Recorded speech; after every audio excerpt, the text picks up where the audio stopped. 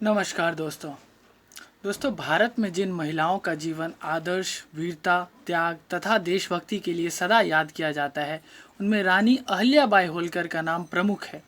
उनका जन्म 31 मई 1725 के ग्राम छौंदी जो कि अहमदनगर के महाराष्ट्र में है उसमें एक साधारण कृषक परिवार में हुआ था। इनके पिता श्री मनकोजी राव शिंदे परम शिव भक्त थे, अतः यही संस्कार बालिका अहिल्या पर भी पड़े। एक बार इंदौर के राजा मल्हार राव होलकर ने वहां से जाते हुए मंदिर में हो रही आरती का मधुर स्वर सुना। वहां पुजारी के साथ एक बालिका भी पूर्ण मनयोग से आरती कर रही थी।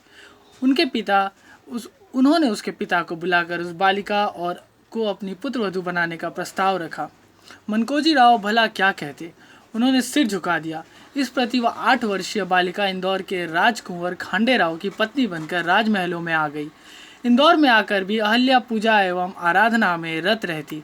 कालांतर में उन्हें 2 पुत्री तथा 1 पुत्र की प्राप्ति हुई। 1754 में उनके पति खांडेराव एक युद्ध में मारे गए।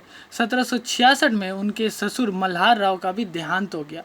इस संकट काल में रानी ने तपस्वी की भांति श्वेत वस्त्र धारण कर राजकाज चलाया, पर कुछ समय बाद उनके पुत्र पुत्री तथा पुत्रवधू भी चल बसे। इस वज्रघात के बाद भी रानी अवचलित रहते हुए अपने कर्तव्य मार्ग पर डटी रही। ऐसे में पड़ोसी राजा पेशवा राघोबा ने इंदौर के दीवान गंगाधर यशवंत चंद्रचूड़ से मिलकर अचानक हमला बोल दिया। रानी ने धैर्य न खोते हुए पेशवा को एक मार्मिक पत्र लिखा।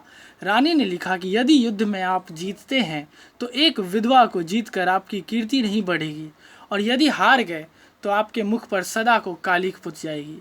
मैं मृत्यु या युद्ध से नहीं डरती, मुझे राज्य का लोभ नहीं है, फिर भी मैं अंतिम क्षण तक युद्ध करूंगी।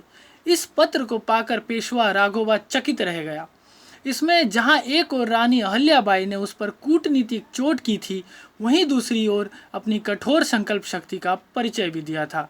रानी ने देशभक्ति का परिचय देते हुए उन्हें अंग्रेजों के षड्यंत्र से भी सावधान किया था। अतः उसका मस्तक रानी के प्रति श्रद्धा से झुक गया और वो बिना युद्ध किए ही पीछे हट गया। रानी के जीवन का लक्ष्य राज्य भोग नहीं था, वे प्रजा को अपनी संतान समझती थी। वे घोड़े पर सवार होकर स्वयं जनता से मिलती थी। उन्होंने जीवन का प्रत्येक क्षण राज्य और धर्म के उत्थान में लगाया था। एक बार गलती करने पर उन्होंने अपने एकमात्र पुत्र को भी हाथी के पैरों से कुचलने का आदेश दे दिया था, पर फिर जनता के अनुरोध पर उसे कोड़े मारकर ही छोड़ दिया गया। धर्म प्रेमी होने के कारण रानी ने अपने राज्य के साथ साथ देश के अन्य तीर्थों में भी मंदिर, कुएं, बावड़ी, धर्मशालाएं आदि बनवाई। काशी का वर्तमान काशी विश्वनाथ मंदिर 1780 में उन्होंने ही बनवाया था। अपने राज्य में कला, संस्कृति, शिक्षा, व्यापार, कृषि आदि सभी क्षेत्रों का विकास हुआ। 13 अगस्त 1795 ईस्वी को 70 वर्ष के आयु में उनका देहांत हुआ। उनका जीवन धैर्य, साहस, सेवा, त्याग और कर्तव्य पालन का प्रेरक उदाहरण है। इसीलिए एकात्मता स्तोत्र के 11वें श्लोक में उन्हें झांसी की रानी लक्ष्मीबाई, चन्नम्मा, रुद्रम्बा जैसी वीर नारियों के साथ याद किया जाता है। धन्यवाद।